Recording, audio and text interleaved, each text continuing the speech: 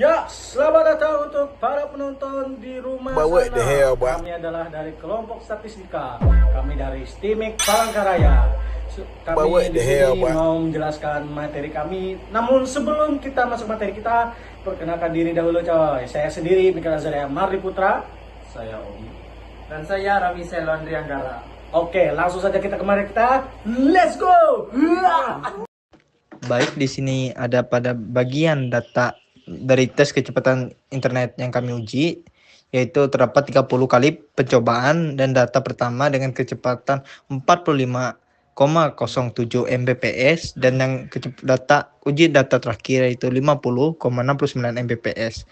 Dan dari data yang kami uji ini kami membagi sebagai 3 kelompok, yaitu kelompok A, B, dan C untuk mempermudah uji normalitas dan uji homogen. Oke teman-teman, saya akan melanjutkan materinya, yaitu mengukur kecepatan download, itu menggunakan hotspot milik siapa saja, bisa dari teman atau dari WiFi teman-teman bisa juga. Lalu alat yang kami gunakan yaitu bisa digunakan di web, ya, namanya itu yaitu Speedtest by Ookla.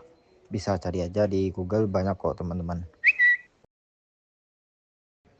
Alasan memakai Speedtest by Ookla karena lebih stabil pada jaringan lemah, lalu menampilkan hasil dengan lengkap berupa ping, jitlet, dan konsistensi. Lalu cocok untuk menguji berulang di site A, B, dan C. Oke teman-teman, sebelum kita masuk ke R Studionya, pastikan dulu versi R kalian itu yang versi baru ya, 4.5.2. Kalau belum update dulu.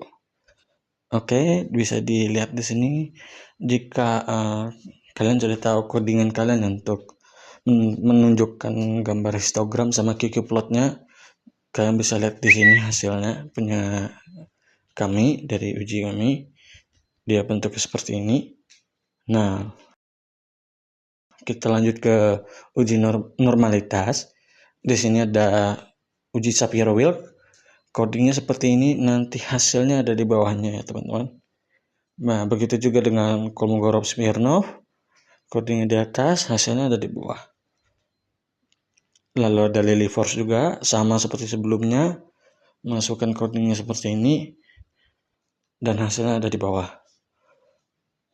Underscore Darling sama saja, ini codingannya di atas dan hasilnya ada di bawah. Begitu juga dengan Jarkibera. Nanti setelah kalian dapat semua dari hasil uji normalitas dari Shapiro sampai Jarki, kalian bikin tabel perbandingannya teman-teman seperti ini.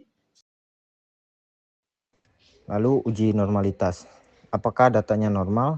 Tidak normal. Semua uji menunjukkan p-value dengan minus 0,05, sehingga data tidak mengikuti distribusi normal. Apakah ada outline? Tentunya ada, ditemukan melalui QQ plot, lalu blocks plot, lalu analisis numerik. Lalu yang tiga, pengaruh outline. Pengaruhnya yaitu membuat p-value kecil sehingga uji menyimpulkan data tidak normal, distribusi menjadi miring atau ekornya tebal. Lalu Sparrow-Wilk dan Anderson-Darling sangat sensitif terhadap outline. Oke, kita level test. Dia bentuknya seperti ini. Ini dia value-nya. Dan untuk box plotnya, bentuknya kami adalah seperti ini. Oke. Lanjut ke uji normalitas varians. Apakah varians antara kelompok sama? Tentunya tidak sama. Lalu kelompok mana yang paling berbeda? Yaitu site C, karena variannya lebih besar sebarang data paling lebar. Rentang nilai jauh lebih luas dibandingkan set A dan B. Konsekuensi terhadap ANOVA. Karena varian tidak homogen, ANOVA tidak bisa valid. Risiko kesalahan, typo, atau error bisa meningkat. disarankan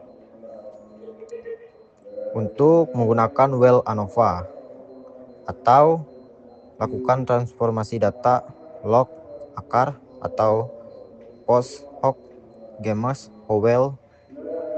Ya, itu aja. Oke teman-teman, bagaimana materi untuk kita hari ini? Apakah bermanfaat untuk kalian?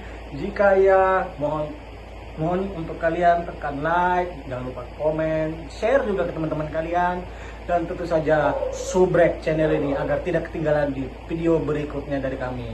Oke, segitu saja guys. Sampai jumpa di video berikutnya. Dadah. But what the hell, boy?